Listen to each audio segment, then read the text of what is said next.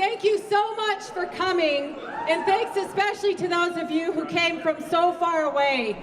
I know that we have people in buses who came from at least 8 hours away today, and by the looks of this Capitol Dome, I can tell.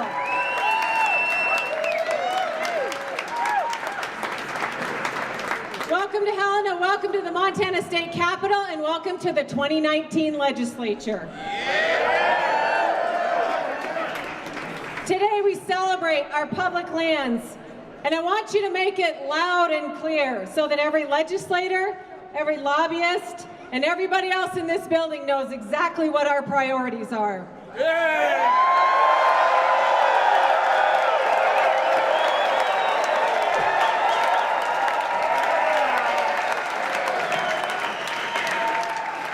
I'm going to ask you to repeat after me, and I want you to make it so loud that you shake the rafters all the way to Washington, D.C. Yes.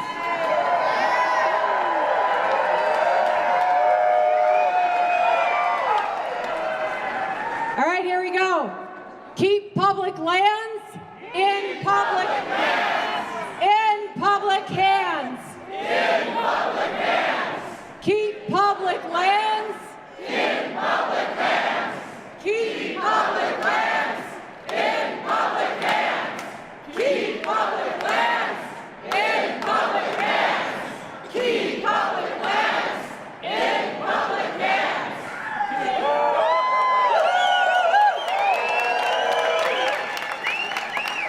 All right, thank you very much, everybody. I'm your MC today, and my name is Mary Hollow. I'm the Executive Director of a regional land trust located here in Helena, Montana, Prickly Pear Land Trust.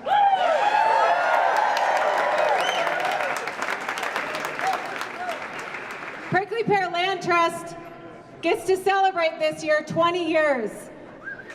20 years of ensconcing the capital of Montana, the dome of this building, in the very public lands that we're here to celebrate today.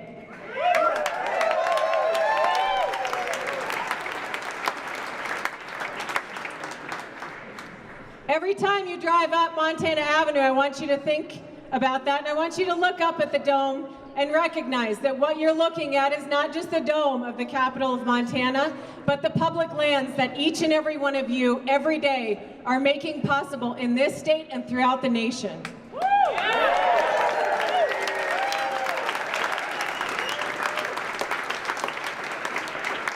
All right, we have a very special guest today. He needs no introduction. I've had the opportunity of working with several offices throughout my tenure, and I can guarantee you that John Tester's Senate office is absolutely the #1 proponent and our biggest fan in Washington, D.C. when it comes to public lands.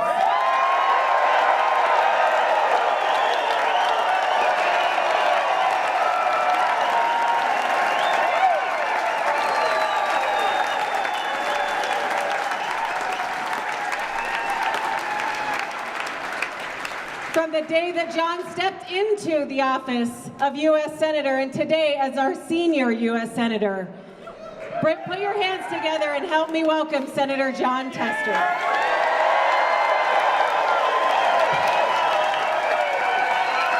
Thanks, Mary. Thank you all for being here. I just got to tell you, I wish we got some folks to show up for this, you know. I feel like a sardine. It's good.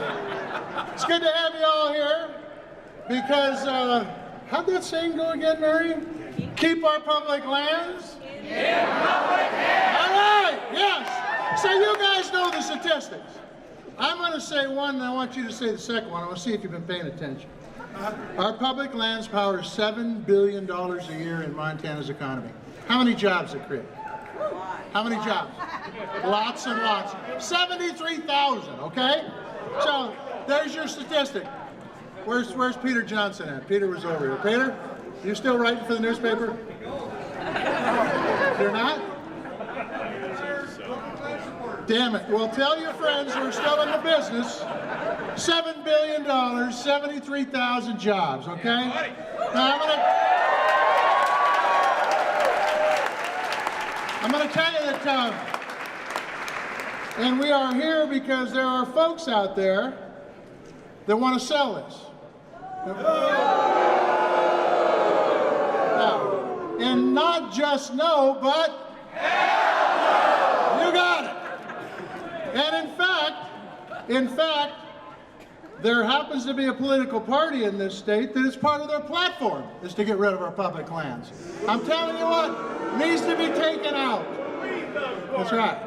And I'm telling you, it needs to be taken out. And from a federal level, and we're going to have a little fun in a minute, but from a federal level, we were one vote away from getting Land and Water Conservation Fund, LWCF, the best conservation tool we've got, from being permanently reauthorized, okay? You know who that one vote was? Yeah, it was the guy that the Republican Party brought to campaign against me here a few months back, okay? All right? This is, no. Mike Lee. Governor, stick to the script for Christ's sake. Okay? Stick to the script. But we showed him, and we're going to continue to work to fully reauthorize Land and Water Conservation Fund when we go back. But I'm telling you,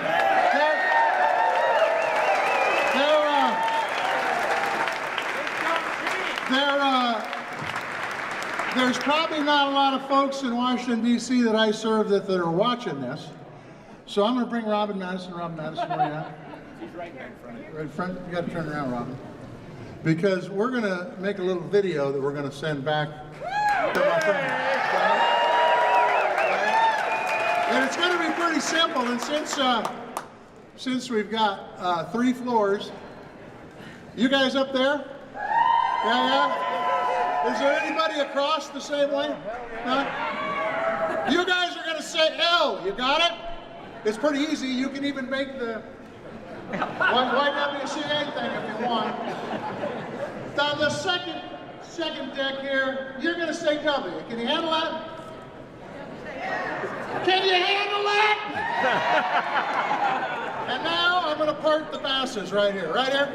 Split right here. Okay? Yeah, you got to split. Take it away. Go left. Right? Right there. Anyway, you get the idea. You guys are going to say C. You guys are going to say F, okay? You guys are going to say C. Say C. C. You guys say F, right? Now, L's up there. You're at a big disadvantage, so I got to scream it. Let's go. C.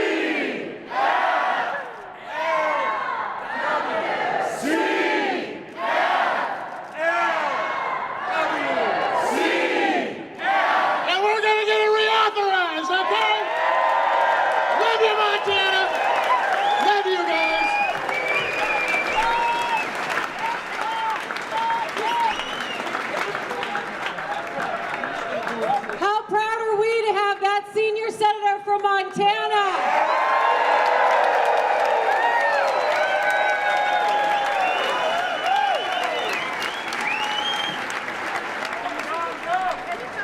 I'm excited and proud to announce our next speaker. He hails from the Flathead Valley, and Ryan and I have been friends for quite a while, and he has worn several hats as a public lands leader. Ryan grew up on a ranch. He currently serves as the VP for Kimber, one of America's most successful firearms manufacturers. He's the current board chair for Backcountry Hunters and Anglers. He's a friend, and as with most good leaders, I need to point out his amazing wife who's back there, Sarah, who's here to support him all along the way, as is the rest of their family. But Ryan Bussey, come on up.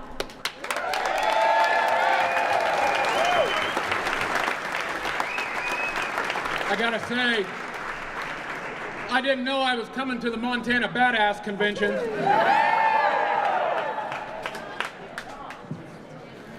Sarah told me I shouldn't give a history lesson here, but when we walked in, Alec, American Land Council, was passing these out. So I think we need a little history lesson, so here goes. For almost 250 years, Americans have been fighting to defend the bold idea that we can govern ourselves. It's an idea that is the envy of the entire globe, and we have fought bloody wars across this globe to defend that battle. To defend that principle. We are good at defending things. But as Americans, we are not just called to defend, but also to mend cracks and prevent wounds in our most important foundations. We have never just defended. Great groups of Americans had rallied and fought to repair the ugly injustice of slavery, to improve civil rights, to shore up the crumbling from discrimination. And while it may never be perfect, we know we will never stop fighting to make it stronger. And so today, we are here to send up a great rallying cry for the truest of all American ideals. This great public land that we all own. This is the manifestation of democracy. It proves that we trust ourselves with ownership of something real. Rocks, dirt, trees, rivers, mountains, deserts. These are real things. They are not ethereal ideas. They are not paper. They are not just words. They are real, and they are here for us to touch and use and enjoy and live within. And those of us who sleep under the big sky know this better than anyone. Today we celebrate defense, but we call for action to improve them. Nowhere else on this globe do the people own such a wide swath of true natural assets, perhaps the most true living example of equal justice. This land is one of the few places where every man, woman, and child is equal when they set foot upon that land.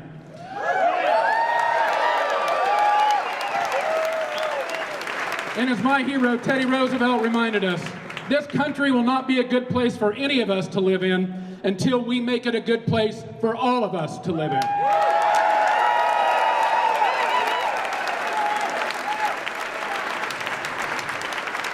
And we owe untold debts to those who helped establish and protect the ownership of these lands. Let's remember, this did not just happen by accident. It did not just appear. It was not a gift. It was not an inheritance. It was conceived of and fought for by real people, common people who did great things.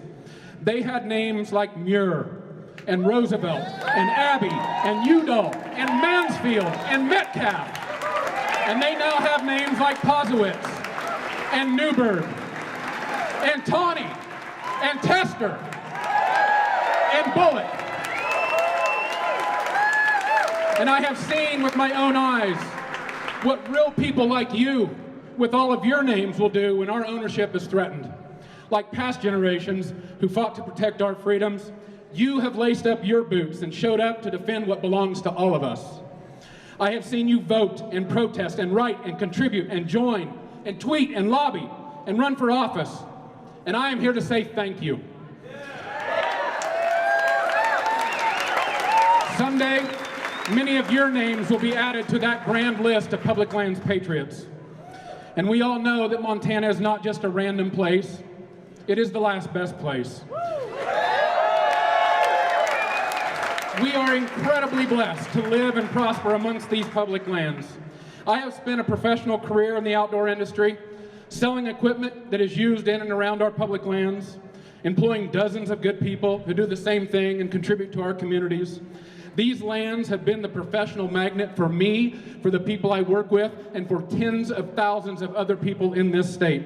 We are here in this wonderful state because of these lands. My family has developed a deep connection to these places. Badge, right here, my son, named after the Badger 2 medicine. Lander, my other son, named for that iconic public lands town just to our south in Wyoming. We've made our living from the economy that these public lands create. Our boys have caught their first fish there, shot their first birds off a point, taken their first deer and elk. They've harvested mushrooms and huckleberries and rafted rivers and skied slopes and hiked trails and swam in lakes. Without any doubt, if you give my boys, my family, the opportunity to choose a trip, it will be a hunting trip or a river trip on our public lands. There we go. Just last week, this youngster who has done nothing but tell me he wanted to live under the bright lights of New York City and be a star for his entire life. The second to the last day of bird season, we were under the bright lights, but it was the bright sunshine of Montana. We were hiking down a ridge on that bright sunny day, and Badge stopped me halfway down. He said, "Dad, you know all that stuff I told you about that city stuff? Don't believe it. I never want to be in a place where I can't do this." Every year, we give our boys the choice of their birthday meals. Their birthdays are coming up here in a couple days, which I've been reminded of many times. But they usually select elk steak or pheasant soup taken on our public lands. Our public lands have taught our boys lessons that Sarah and I can never teach them. What a river current feels like, how to approach a bugling elk, where to cast a hopper. Our family is immensely lucky. We are all immensely lucky. But to whom much is given, much is expected. And so I want to challenge myself, my friends, my family, and every one of you. Now is the time that we must stand up and fix the crack and mend the walls of our public estate. We cannot just be consumptive users of this legacy. We cannot just stand upon the foundation. We must make it stronger. We stand here at the beginning of a new legislative session, and now is the time to fix the obvious cracks in that foundation. Now is the time to prevent further attacks. We all know that there are nearly 2 million acres of public property in this state that are landlocked that we cannot get to without purchased easements or purchased properties. Habitat Montana, a visionary program established 32 years ago to attack that exact thing, will be viciously attacked in this cycle. I call on all of you right now to protect that access program, to strengthen it, as well as help pass a corner crossing bill. But none of this can just happen. You must show up. You must call, you must testify, you must remember, and then you must make them know you will vote.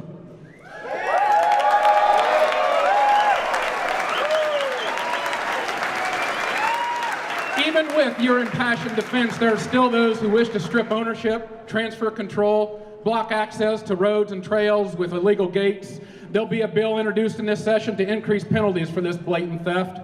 Snug up your boots. It's like a buddy called you and he's got an elk down. Bring a pack frame and some tight boots, and let's bring that thing home.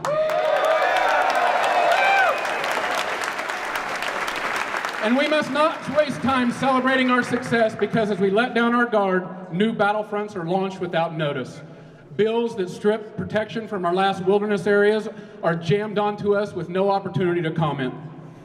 Petroleum leases are let in the Big Hole Valley with almost no opportunity to comment. That's right. If we want to maintain our economy and lifestyle, then we must fund it. Federal and state agencies have been starved, and this must stop. The bottom line is, we cannot turn our backs for a second. This is a big battle. We all know it is. People everywhere are watching.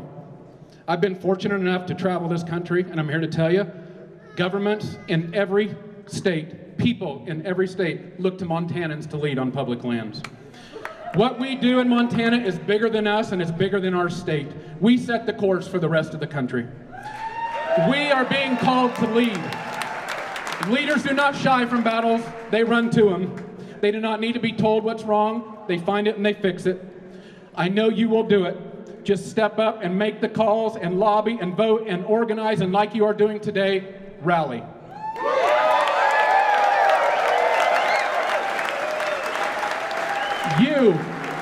You are the leaders of our generation. You are the people our children will tell stories about. You have names that will be added to that grand public list of public lands patriots. You will make the last best place even better. God bless America. God bless our public lands. God bless Montana. God bless every one of you.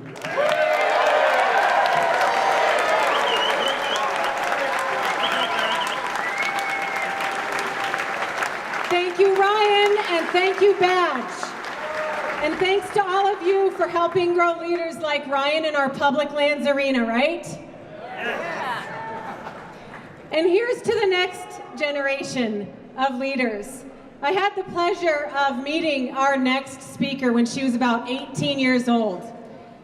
I knew when I first met Maggie Carr that she was going to go on and do amazing and great things in her life. I knew that she would be a powerhouse, and today it gives me such great pride and such great excitement for the future of our state to have leaders like Maggie Carr standing up here today. Maggie is the founder and owner for Dropstone Outfitting, operating out of Shoto, Montana, where she and her family have over 100 years of history on that landscape. Maggie Carr.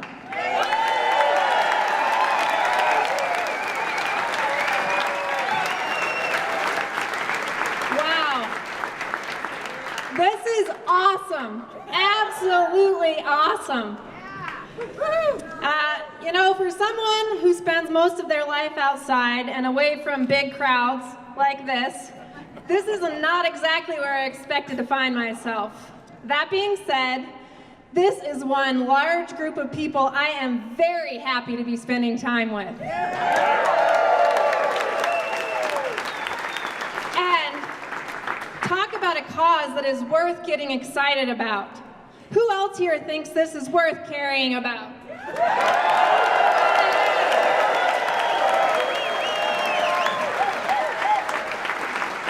Thank you for having me, and I am honored to stand with you in support of our public lands. As Mary said, I'm Maggie, and I co-own my business with a gal named Eve Bardwell, and we're based out of Shoto, where I grew up. To me, public land is not just a way to recreate and get outside. It is my way of life. I work exclusively on public lands.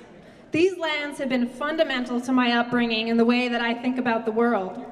I was raised along the Rocky Mountain front, only a mile from the nearest public land access, and almost every single one of my jobs have been on public lands.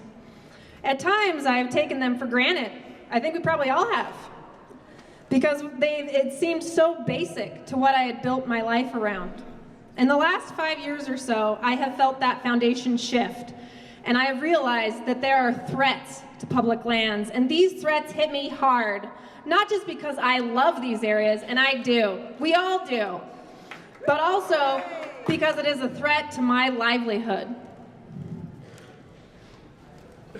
The way I make a living in Shoto, a small rural town where it can be very difficult to find a job, I bet a lot of us relate to the small town thing.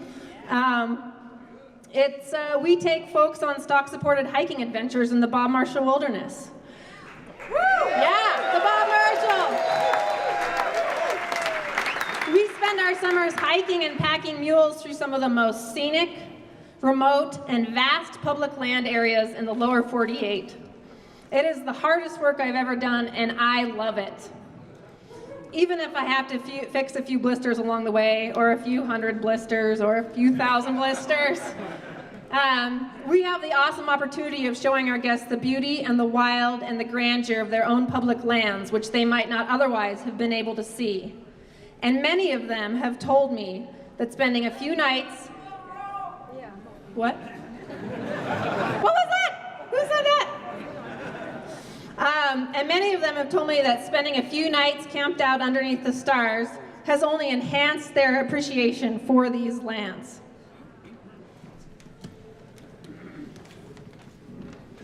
It is an honor to explore with our clients, and it is also important to me for another very basic reason. As I mentioned before, it is the way that I make a living. It's the way that a lot of us make a living. And the trickle-down effect to my community is real. Our business employs other locals and generates money that is spent locally, which helps keep our small towns alive. Public lands are important for what they offer my community by way of access to riding, hiking, and hunting, to name a few. And also, these lands are crucial through the revenue generated through tourism. Public lands are crucial to the health of my community, to our entire community.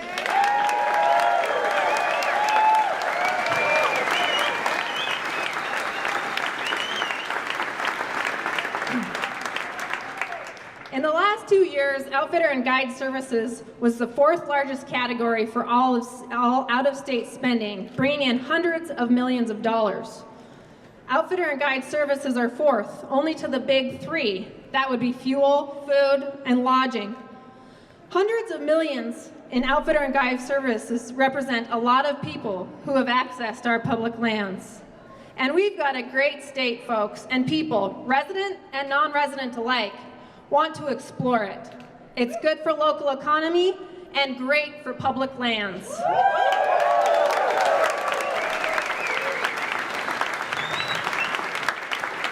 And the economics are very important, but it's only one of 1,000 pieces of evidence of why our public lands need to be protected and cherished, including for hiking, fishing, hunting, skiing, biking, ATVing, horseback riding and packing, bird watching, I'm not done yet, sorry, mushroom picking, or simply sitting in the quiet of nature, for jobs and local economy, for future generations, for environmental health, for wildlife habitat, and the list goes on.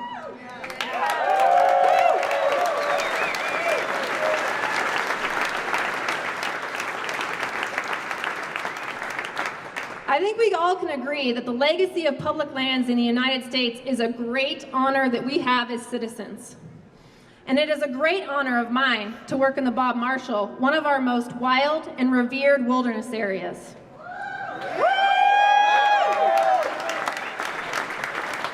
I'm also very proud of our outfitter and guide heritage. The Scapegoat Wilderness and the Rocky Mountain Front Heritage Act, for example, would not have passed without the hard work of folks like Tom Edwards, Smoke Elser, Dusty Crary, Gene Sense, and two people very near and dear to my heart, Bill and Polly Cunningham. These are only a few of the folks. These people have spent most of their lives wandering the mountains with guests from far and wide and are some of the strongest public land advocates I can think of. I am honored to call them colleagues and to continue in their footsteps. Every time I'm riding down the trail through some picturesque mountain scene with the mule's ears bobbing rhythmically and the loads looking just right, I think to myself, damn, I am one lucky human being.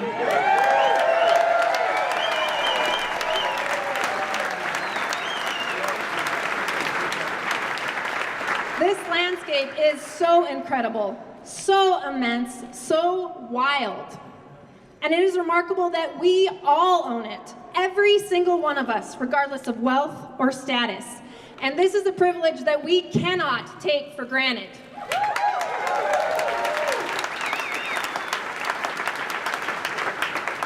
Public lands are ours to continue to cherish and enjoy and fiercely protect. And that's why we're here today, folks, to fiercely protect them. Thank you.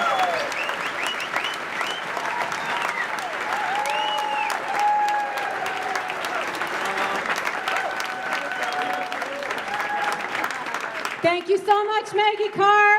How are we doing out there?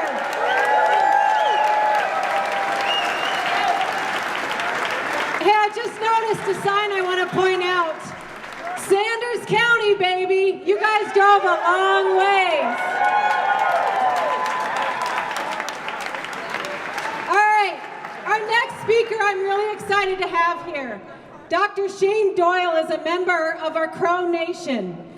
He's a professor of Native American Studies and recently served on the governor's Parks in Focus team. Shane?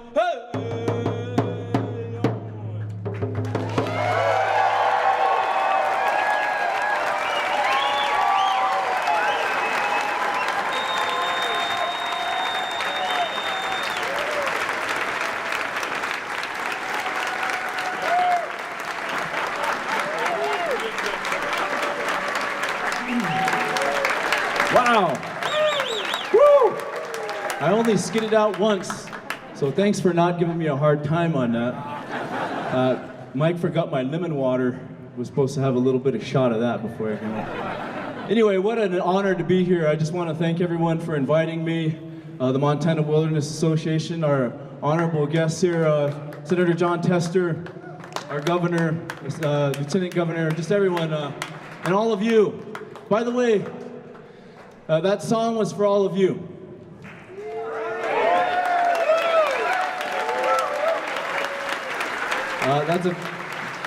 Thank you. A very old Northern Cheyenne honor song was passed along to me by my uncle to honor folks who really represent what all of us, each and every one of us, want to be in our lives.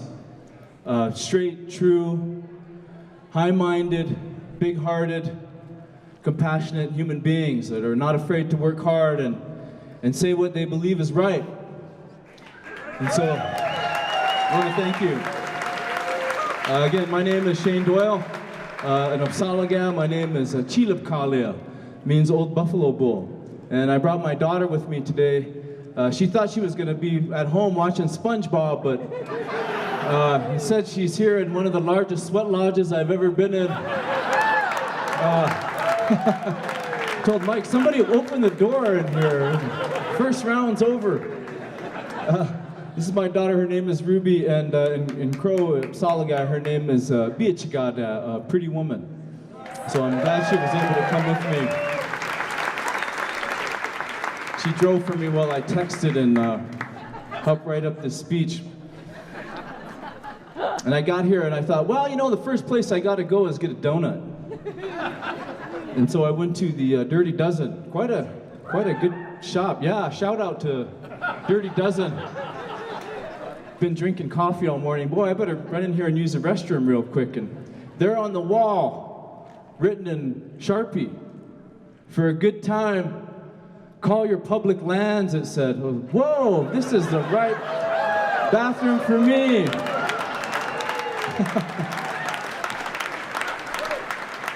Great to be here at this intertribal gathering. This is quite an intertribal gathering. Every ethnicity, every group, every age, we're all in it together here, and we should be, and why not? It's our public lands.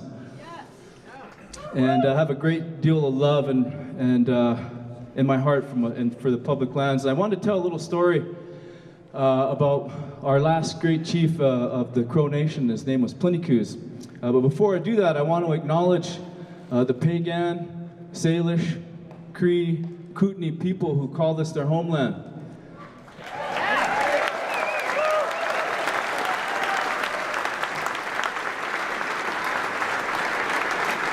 Some of the tribes that have called this their homeland for many thousands of years, and we are always on native land when we're here, and so very thankful to be here in this rotunda, being able to speak on this sacred ground.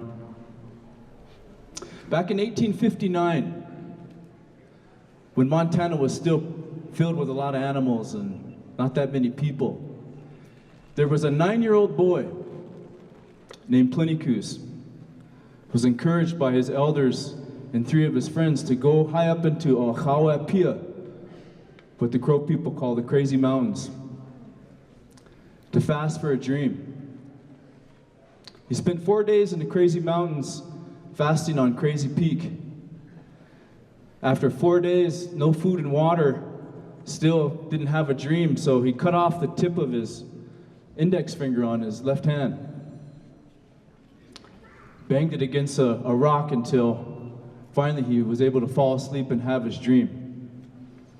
And in his dream, what he saw was the Bozeman Trail, the first real influx of people into non-Indians into Montana, first major influx.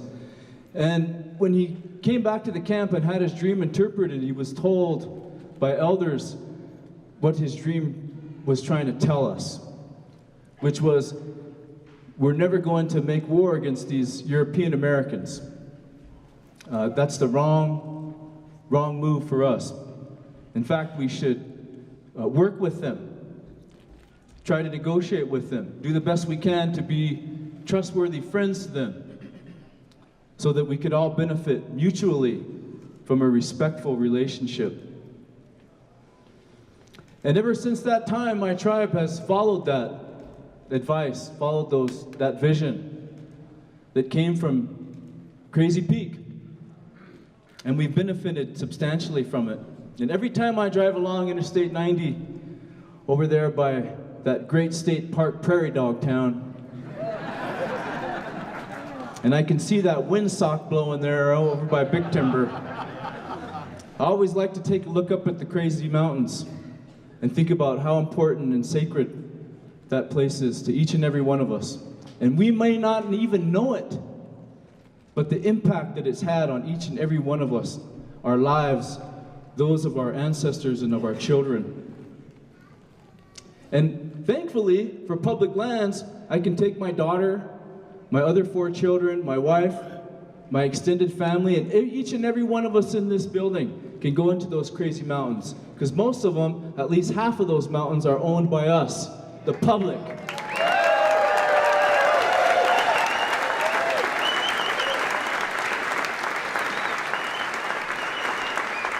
And really, what more can you ask for?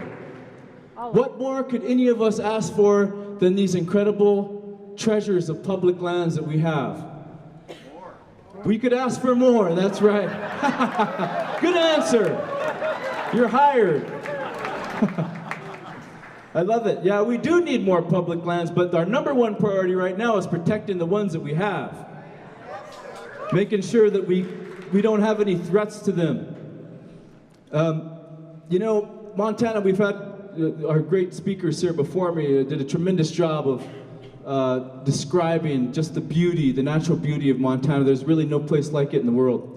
South central Montana, you get up on any of those big mountain ranges, whether it's the Crazy Mountains, the Absaraka, the Beartooth, the Castles, the Little Belts, the Belts right over here, whether you're over by Billings, the Bull Mountains, you know, you can see the big snowies from there, the Priors, the Wolf Mountains. Over off to the north and to the west, you see the Bear Paws and the Little Rockies. You see the high woods over by Great Falls. And as you travel around Montana, each and every one of us knows exactly where we're at. Yes! We're in God's country.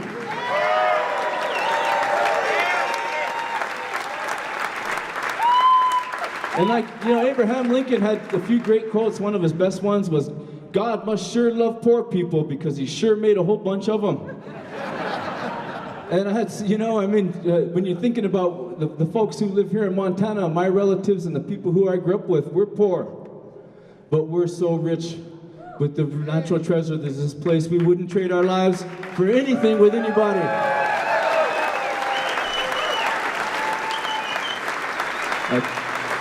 Thank you. 2 years ago, I was honored to join with other Montanans in a group called Hold Our Ground. Yeah. Great honor. We defended our national monuments against the threat of our Interior Secretary from shrinking and eliminating them. And I'm proud that we fended off that threat and kept the Missouri River Breaks national monuments as it is.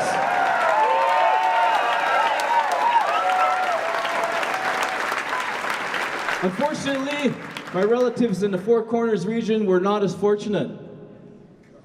And I want to take a moment right now to simply recognize the fact that our Interior Secretary ignored a 5-tribe coalition in the Southwest and millions of other Americans when he recommended that the Bears Ears National Monument be dismantled. That was one of the greatest mistakes that any Interior Secretary has made, and I'm really praying and hoping and working towards this end that it's not going to come to pass, that we're going to be able to keep those Bears Ears.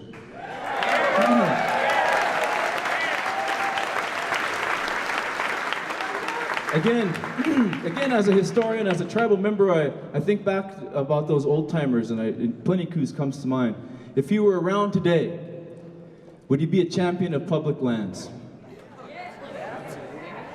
Well, long before he died, on one of his trips to Washington, D.C., he visited Mount Vernon and was told this was the great white chief, this was his home. He left it to the public. And Plenty said, I'm going to do that same thing. And before there was even a state park system in Montana, he dedicated his home and his private land, not to his tribe, not to his closest relatives, but to this state, the state of Montana, the state that cost him 90% of his 30 million acre inheritance that was guaranteed to him through the 1851 treaty.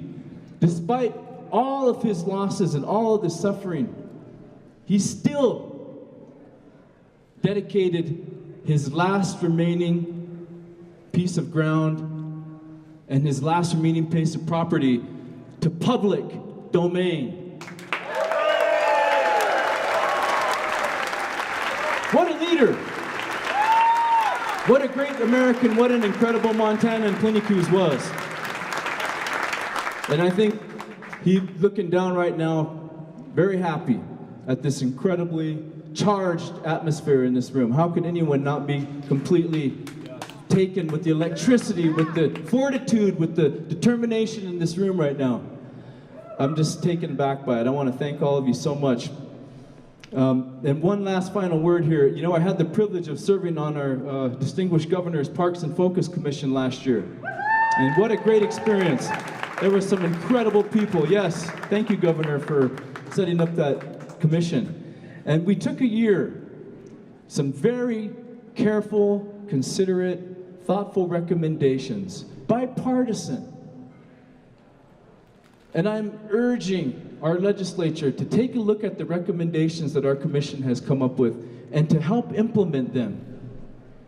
Because we have shown a light on a path forward. And we wouldn't have been able to do that without the governor, without all the hard work of the commissioners. But here we are, so let's get it going here in this next session and keep our lands, keep our state parks integral. Thank you so much, everyone. Great to be here. God bless you. God bless Montana and our public lands.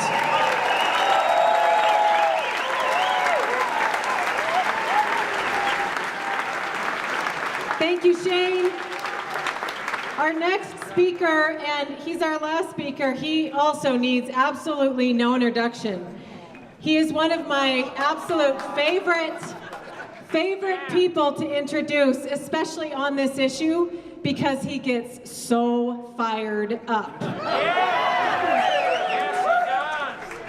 We are so lucky in this state to have Governor Bullock and the leadership that he's provided in his time as our governor. He has helped to raise public lands and the conservation issues in Montana to a national level and helped to make us some of the best in the nation. Our public lands are a point of pride, thanks in large part to the great work and leadership of Governor Steve Bullock.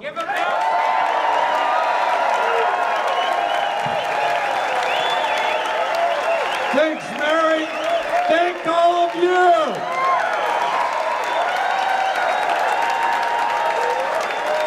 Is there anyone here from Eastern Montana? How about Northern Montana? How about Sanders County?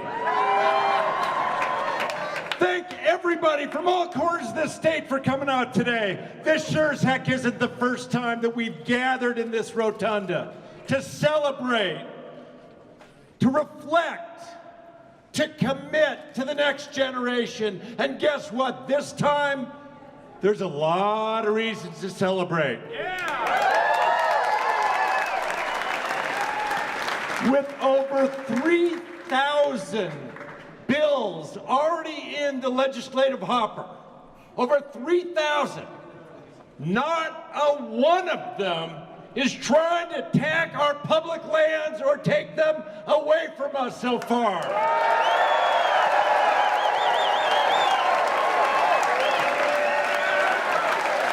And you and I know why that is. It's because your voices ring damn loud in this Capitol.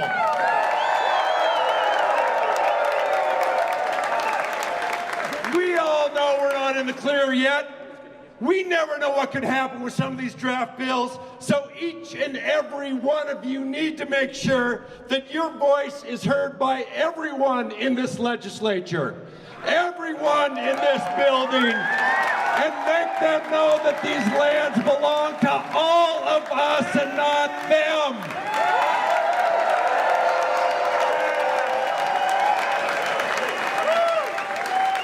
Our public lands are our heritage. Our public lands are our birthright. Our public lands are a matter of tradition. Our public lands are one of the great equalizers, no matter who you are, where you came from, how much money you have, whether you're a fly fisher or a bait fisher, a cross-country skier or a snowmobiler, whether you're a bird hunter or a bird watcher, each and every one of us equally own these public lands.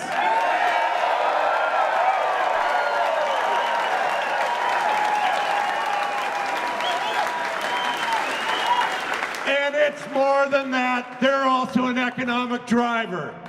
The outdoor recreation economy generates $7.1 billion in consumer spending each year, 71,000 jobs right here in Montana.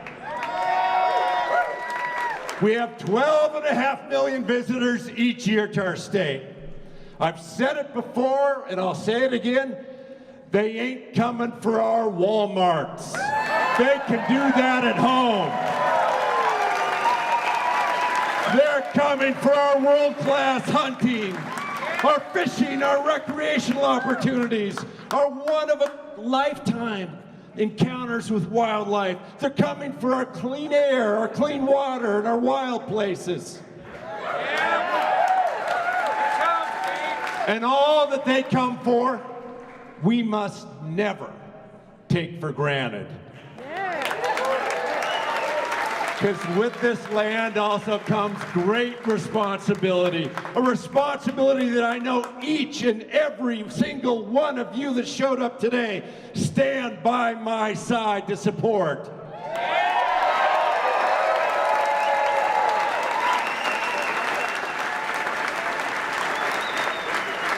Yeah, we've been sending messages for years. Sure, we've sent it to that second floor of the Capitol.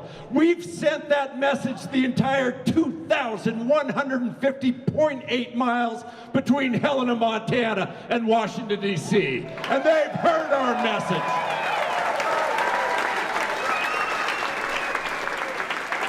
We've sent the message that access to our public lands and our growing outdoor economy should be promoted, not threatened. That our public lands belong to every Montanan and every American. We've sent the message that public lands must stay in public hands.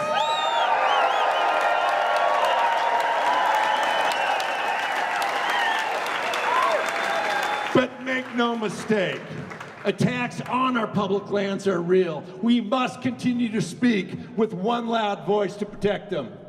Couple examples. Land and Water Conservation Fund, now been expired for over 100 days. Congress needs to do its job, reauthorize this vital program that supports conservation projects, hunting and fishing access all across Montana.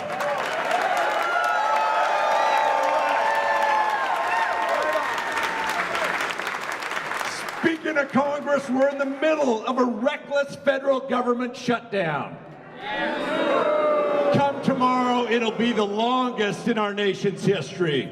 It's led to trash piling up at Yellowstone and Glacier. It's led to cancellations of visits, the inability to do off-season work. It's hurting the local economies of our gateway communities. Our parks and our public servants are not bargaining chips for policies. It's time to open up that government.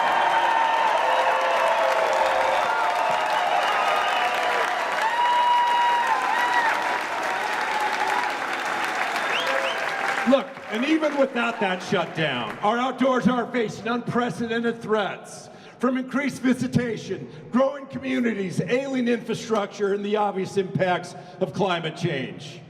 Just last year, we saw some politicians in Montana try to cut the public out of decisions over our wilderness study areas. And let's not forget we have a president who has consistently attacked our public lands. Most notably in Utah, where he led the largest elimination of protected lands in U.S. history, acting in defiance of over 100 years of history, of 16 presidents, designated 157 national monuments, dating all the way back to Teddy Roosevelt in 1906, when he first used the Antiquities Act to protect the Devil's Tower in Wyoming. The president does not understand the value of our public lands, and an attack on public lands anywhere is an attack on public lands everywhere.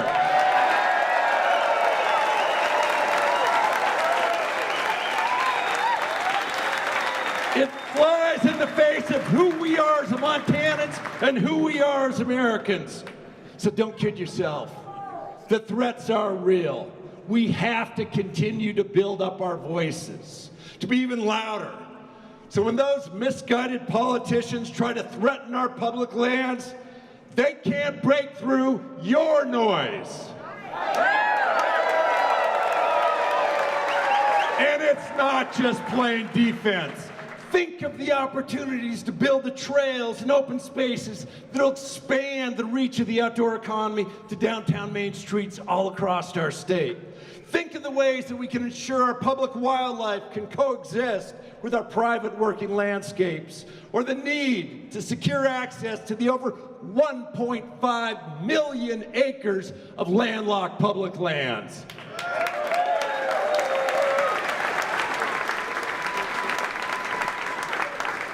We cannot and we must not leave to our kids and grandkids anything less than the unrivaled outdoor experience and heritage that our parents and grandparents worked so hard to preserve for us.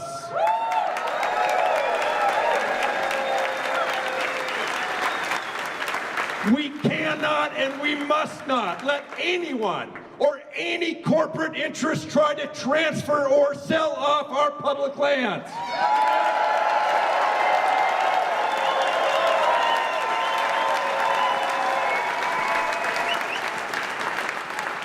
And I've said it before, standing at this very spot, and I'm pleased to say it again here and now, anyone who wants a wholesale transfer of federal lands to the state, it ain't gonna happen, not on my watch.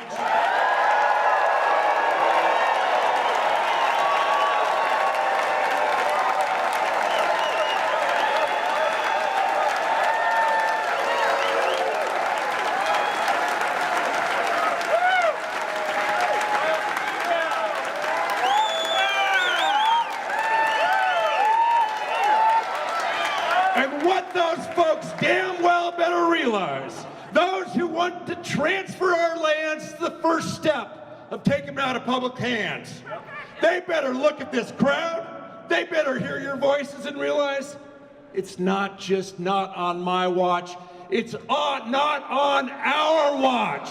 Thank you so much for being out today. Thank you for what you're doing each and every day to protect our public land.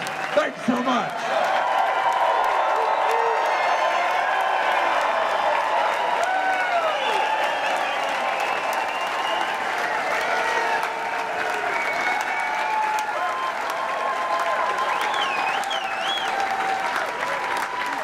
Everybody, you heard him loud and clear. Not on our watch, and this doesn't happen without each and every one of you. Each and every one of you showing up every single time. And I want you to make me one promise, that the next time you show up in this Capitol, and the next time you show up to the polls, that you bring 5 friends with you.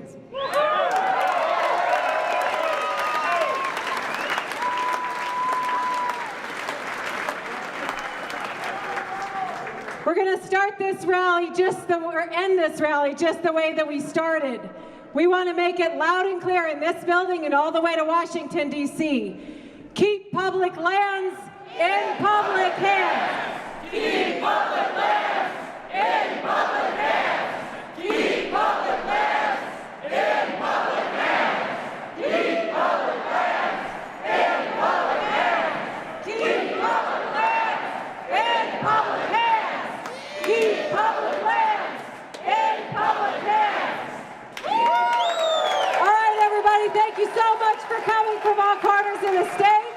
And thank you for all that you do for our public land.